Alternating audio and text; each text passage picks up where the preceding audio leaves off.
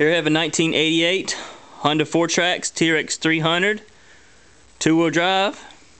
Currently the engine's up for sale. That's the purpose in this video, is to prove that it runs. Crank it up. Probably a little bit of gas.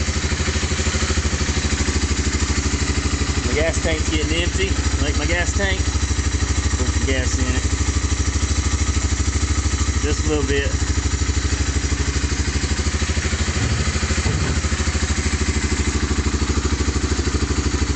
No smoking.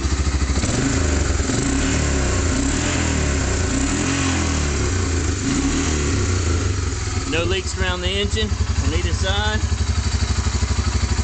More pictures on the other side down below. Changes gears. Even kick starts.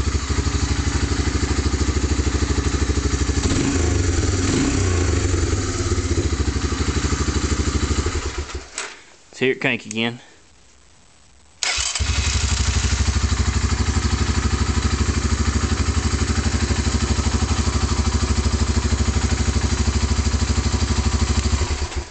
Alrighty, thank you.